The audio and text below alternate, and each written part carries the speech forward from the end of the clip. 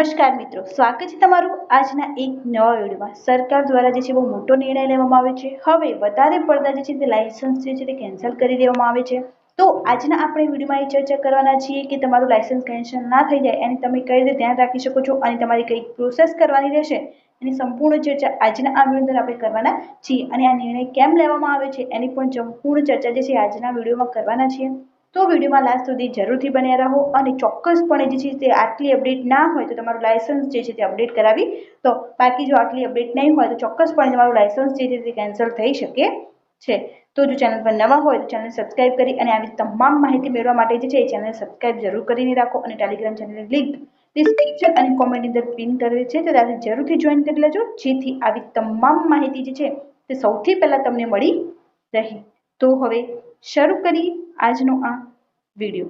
સૌથી તો મુખ્ય માહિતી શું છે અને કેમ જે છે આ લાયસન્સ કેન્સલ કરવાનું છે અને લાયસન્સ કેન્સલ ના થાય એના માટે તમારી શું પ્રોસેસ જે છે તે કરવાની રહે છે। તો મુખ્ય માહિતી અંદર તમે ઇન્ફોર્મેશન જોઈ શકો છો કે ભારત સરકાર દ્વારા માર્ગ પરિવહન અને રાજ્ય માર્ગ મંત્રાલયે જાહેર કર્યું છે કે દરેક ડ્રાઇવિંગ લાયસન્સ ધારક અને વાહન માલિકે પોતાના મોબાઈલ નંબર પર પરિવહન પોર્ટલ પર અપડેટ કરવો ફરજિયાત છે। મીન્સ તમારો મોબાઈલ નંબર જે છે એ તમારા જે લાયસન્સ છે એના સાથે લિંક હોવું જોઈએ જેના માટે તમારે પરિવહન પોર્ટલ ઉપર જે છે તે આ લિંક કરવાનું રહે છે।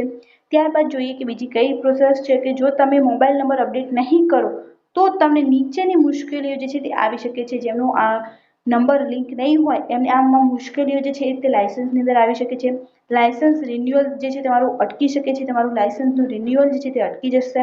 વાહન રજીસ્ટ્રેશન સંબંધિત સર્વિસોમાં પ્રોબ્લેમ જે છે તે આવશે। તમારું વાહન રજીસ્ટ્રેશન કરાવવું હશે તો ત્યાં પણ તમને આના રિગાર્ડિંગ ઇસ્યુ આવી શકે છે। તો ચોક્કસપણે જેટલું બને ઝડપી એટલું તમે આ પ્રોસેસ કરી લો। પ્રોસેસ કઈ રીતે કરવી પણ એની પણ આપણે વાત કરવાના છીએ। ફિટનેસ સર્ટિફિકેટ અને ઇન્સ્યોરન્સ અપડેટ માટે મેસેજ નહીં મળે। તમને ફિટનેસ સર્ટિફિકેટ જોઈતું હશે અથવા ઇન્સ્યોરન્સ જોઈતું હશે તો પણ મેસેજ નહીં મળે।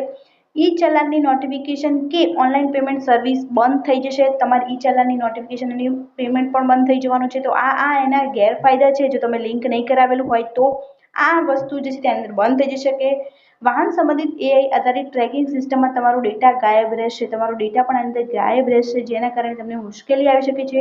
તો જે તમારું લાયસન્સની અંદર જે છે નંબર નહીં હોય તો તમને આટલી જનરલી મુશ્કેલીઓ જે છે તે આવી શકે છે। તો એના કારણે જે છે તમને બહુ મુશ્કેલી આવી શકે છે। તો ચોક્કસપણે જે છે તમારું નંબર જે છે એ લાયસન્સ સાથે લિંક કરાવી દો। તો હવે ત્યારબાદ જોઈએ કે કઈ રીતે આ કરવામાં આવશે।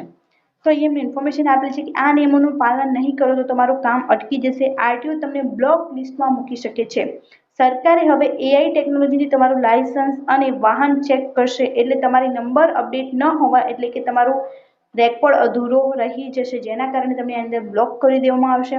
તમારા વાહન પર લગાવવામાં આવતા એઆઈ કેમેરા અને ઈ ચલાન સિસ્ટમ સીધા તમારા મોબાઈલ પર મેસેજ મોકલશે। જો નંબર અપડેટ નહીં હોય તો તમને દંડની નોટિસ ચૂકી જશો।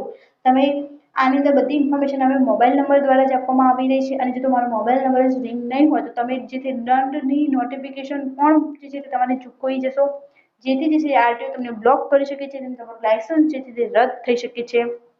કેવી રીતે અપડેટ કરશો તો તમે હવે તમારા જે છે એ લાયસન્સની અંદર નંબર કઈ રીતે અપડેટ કરી શકો છો। તમારે સૌથી પહેલા https://પરિવહન.gov.in વેબસાઇટ પર જવાનું છે। વાહન માટે અથવા સારથી લાયસન્સ માટે પોર્ટલ સિલેક્ટ કરી લેવાનું છે। તમારો ડિટેલ નાખી મોબાઈલ નંબર અપડેટ કરો। થોડા મિનિટમાં તમારો નંબર સિસ્ટમમાં લિંક થઈ જશે। તો તમારે ઇઝી પ્રોસેસ જે છે તે આટલી ઓનલાઈન કરવાની રહે છે। તમારે સૌથી પહેલા આ વેબસાઇટ ઉપર જવાનું, ત્યારબાદ વાહન અથવા સારથી સિલેક્ટ કરવાનું, ત્યારબાદ મોબાઈલ નંબર અપડેટ કરવાની સિસ્ટમ નાખવાની અને થોડા મિનિટમાં તમારો નંબર જે છે તે સિસ્ટમ સાથે જે છે જનરેટ થઈ જશે। જો અપડેટ નહીં કરો તો શું થશે તો તમારું લાયસન્સ અથવા વાહન સંબંધિત સર્વિસ જે છે એ ઓટોમેટિક કેન્સલ થઈ જશે। તમારા વાહન અને જે સર્વિસ સંબંધિત જે છે એ તમારી કેન્સલ જેવી સર્વિસ છે થઈ જશે। વાહન ટ્રાન્સફર, નામ ચેન્જ, એડ્રેસ અપડેટ જેવી સર્વિસો હોલ્ડ પર જઈ શકે છે। આ બધી સર્વિસ તમારી હોલ્ડ પર જતી રહેશે। એઆઈ આધારિત સિસ્ટમ તમને નોટિફિકેશન નહીં મોકલે એટલે તમારું મોટું દંડ ભરી શકો છો। તમને એઆઈ આધારિત જો દંડ નહીં આવે તમારા મોબાઈલ નંબર ઉપર તો તમારે ડબલ અથવા તો વધારે જે નક્કી કરવામાં આવ્યું હોય તે દંડ ભરવો પડશે। તો આ બધી મુશ્કેલી જે છે તમને આવી શકે છે।